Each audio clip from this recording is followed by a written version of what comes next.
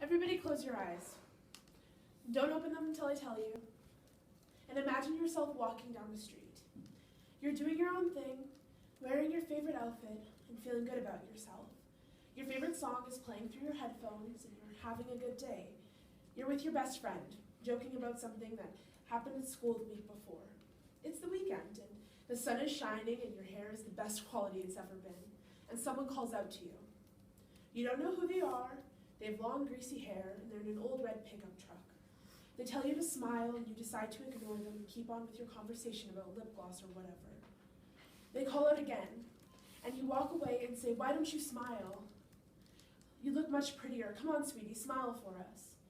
They start to make you uncomfortable, you and your friend, and you begin to walk faster. At first, this was innocent. It didn't bother you. But now that you haven't responded, they make you feel small.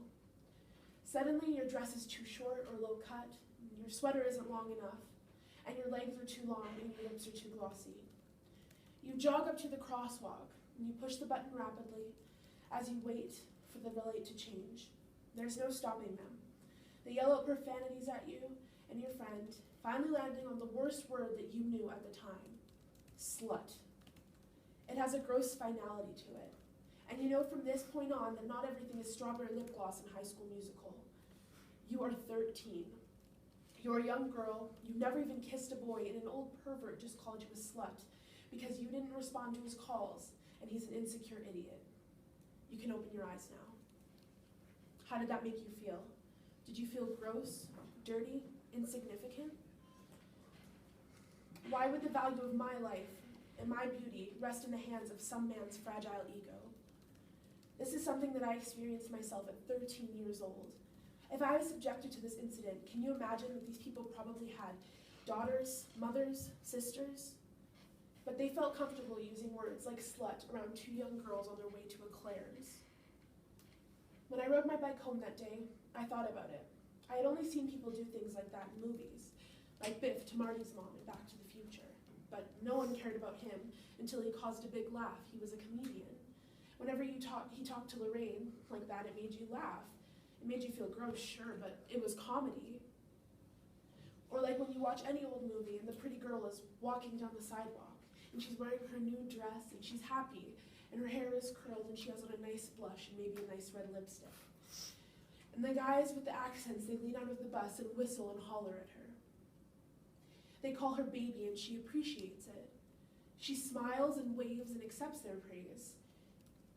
She does a twirl so her dress swooshes around her legs, and she doesn't mind, but in the back of my mind, even at a young age, it felt kind of wrong. What makes it okay for them to give her praise, and for their words to have seemingly so much weight in her validation as a human? I mean, if you think about it, a ton of movies that are considered comedy classics, like Back to the Future, Grease, Revenge of the Nerds, Animal House, all of those movies make out rape as some sort of joke or play off women as property. They take the fact that a girl is drunk and therefore unable to give consent and they turn it into some sort of sick joke for your entertainment. Everyone's heard the famous line in Summer Lovin', "Did she put up a fight?" I mean, come on, I know it was the 80s, but I figured we were more evolved by then. Treating women like property, like in 16 Candles, or taking their abuse and turning it into a punchline. We aren't evolved, and I don't think we ever really have been. The only difference between now and then is that now we see more of it.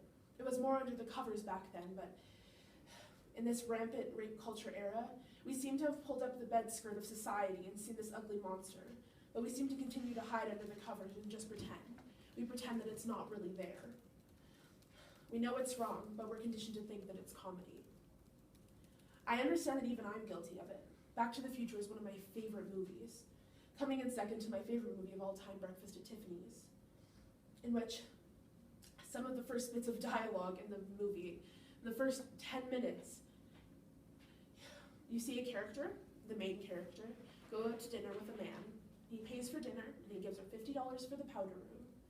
And when she decides that she wants to go home, he follows her home, and he pushes his way into her apartment. And he only leaves after another man intervenes. That's not a date to me. That sounds like prostitution.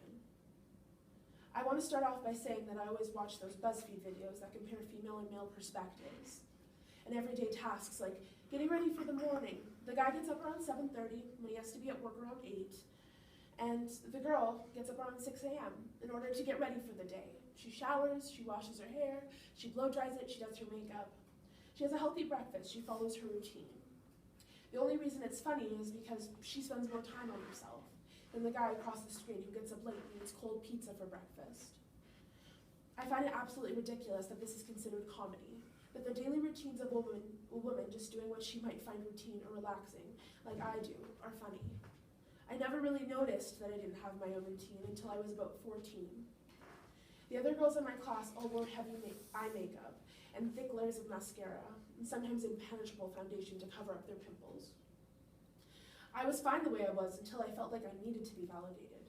I was fine the way I was, my skin was pimple-free, and I was okay not having to buy mascara once a month, like the other girls. You see, where I went to school, a Catholic school, there was a hockey program, and the boys in the program would come up with something every year called a draft list.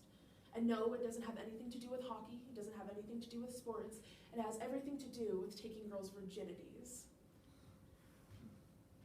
They would pick 2 or more girls per boy from the list of grade 10s coming into the high school, and they had one challenge in mind. Whichever boy would complete his draft first would win the bragging rights, per se, with his team. Taking young girls' virginities was a sick contest to them, and everyone knew about it, and when the teachers were asked about it, they just said, it's just boys being boys. Just tell the girls not to do it, but the sad thing is that when you make something intimate like sex into a game, it makes them think that it's a prize that you have to win no matter what. It makes the whole act animalistic and savage. It's just a contest between boys. The boys would throw these big ragers when their parents were out of town and get the girls drunk and try to hook up with them. And some would succeed, of course. There was girls who were flattered, others not so much. When I turned 18 and I was allowed to go out to the bars and dance and have fun with my girlfriends, my dad told me a few simple things. Never leave your drink unattended at a club. Never accept a drink from a stranger. Don't dress too revealing, and don't ever go anywhere alone. It seemed normal enough. I mean, I watched SVU and CSI from time to time, so I understood what careful meant and how to be. But then I thought about it. Why should I have to condition myself against an attacker instead of the other way around? How about we teach people that rape isn't okay, and the harassment is a no, and just treat others with the utmost respect? I just want to finish off by saying that if you think rape culture isn't an issue, or that it doesn't really matter, you're wrong. Men, but not all men, which I actually believe to be true, seem to think that if they don't have an instant gratification, that they have grounds to just take it. Recently, a judge from Edmonton, when faced with a brutal rape case in 2014, told the men in the trial that afterwards, I want you to tell your friends, your male friends, that is, that if they have to be far more gentle with women, they have to be far more patient, and they have to be very careful to protect themselves. They have to be very careful. Sometimes people say that, why don't you just ignore them? Don't let them bother you. You should be flattered. That must mean you're pretty. To those people I say, what about those other women? Those women who chose to ignore their assailants and their hecklers who ended up dead. Why should my life rest in the hands of an insecure man's fragile ego? Why did the life of Mary Spears, mother of 3, who was gunned down for just saying that she wasn't interested, rest in the hands of a crazy person? How come a woman can have her throat slit just for saying no, not interested? How come I'd rather take the names, that admiration, the honks, unasked comments about my body parts, and the drinks that I don't want that I'll just throw away anyway, or any day over a slashed throat or a shot to the head because I'm afraid to say no?